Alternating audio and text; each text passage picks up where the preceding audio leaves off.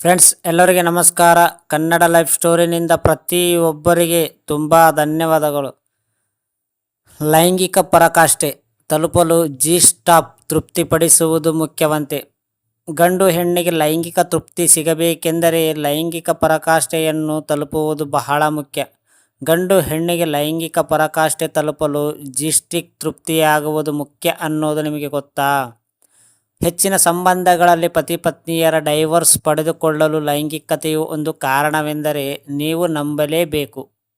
ಪತಿ ಪತ್ನಿಯರ ನಡುವೆ ಲೈಂಗಿಕತೆ ಇರಲೇಬೇಕು. ಆದರೆ ತಮ್ಮ ಸಂಗಾತಿ ಎಷ್ಟರ ಮಟ್ಟಿಗೆ ನಿಮ್ಮನ್ನು ಸಂತೋಷಿಷ್ಟಗೊಳಿಸುತ್ತಾರೆ ಎನ್ನುವುದರ ಮೇಲೆ ಅವರ ಲೈಂಗಿಕ ಜೀವನ ಸುಖಕರವಾಗಿಯೋ ಇಲ್ಲವೋ ಎನ್ನುವುದರ ಮೇಲೆ ನಿರ್ಧರಿಸುತ್ತದೆ.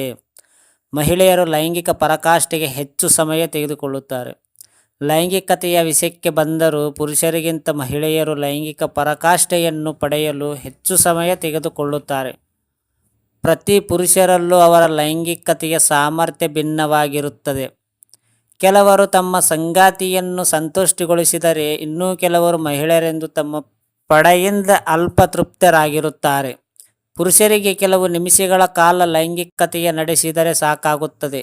ಆದರೆ ಮಹಿಳೆಯರಿಗೆ ಹಾಗಲ್ಲ. ಅವರ ಲೈಂಗಿಕ ಪರಾಕಾಷ್ಠೆಯನ್ನು ತಲುಪಬೇಕಾದರೆ ಹೆಚ್ಚು ಸಮಯ ತೆಗೆದುಕೊಳ್ಳುತ್ತದೆ.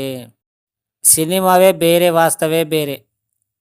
ಪರಾಕಾಷ್ಠೆಗಳು ಯಾವಾಗಲೂ ನಾವು ಚಲನಚಿತ್ರಗಳಲ್ಲಿ ನೋಡುವಂತಿರುವುದಿಲ್ಲ. ಅವು ವಾಸ್ತವಕ್ಕೆ ಹತ್ತಿರದಿರಲ್ಲ.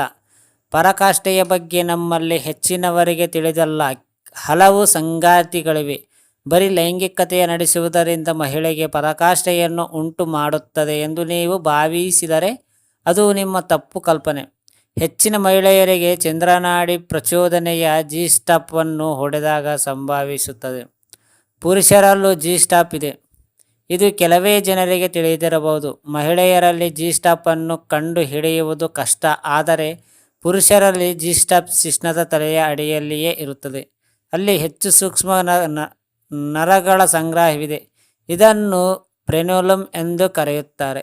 ನೀವು ಅದನ್ನು ಸರಿಯಾದ ರೀತಿಯಲ್ಲಿ ಉತ್ತೇಜಿಸಿದರೆ ಒಬ್ಬ ಪುರುಷನಿಗೆ ಹೇಗೆ ಅನಿಸುತ್ತದೆಯೋ ಅದೇ ರೀತಿ ಮಹಿಳೆಯ ಜಿ ಸ್ಟಾಪನ್ನು ಬಲವಾಗಿ ಉಚ್ಚಿದಾಗ ಲೈಂಗಿಕ ಪರಾಕಾಷ್ಠೆ ತಲುಪುತ್ತಾಳೆ.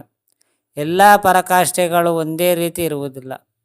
ನೀವು ಸಿನಿಮಾ ಅಥವಾ ಪಾರ್ನ್ ವಿಡಿಯೋಗಳಲ್ಲಿ ನೋಡುವಂತೆ ಪರಾಕಾಷ್ಠೆಗಳು ಅಷ್ಟು ದೊಡ್ಡದಾಗಿ ಅಥವಾ ಭಯಂಕರವಾಗಿರುವುದಿಲ್ಲ.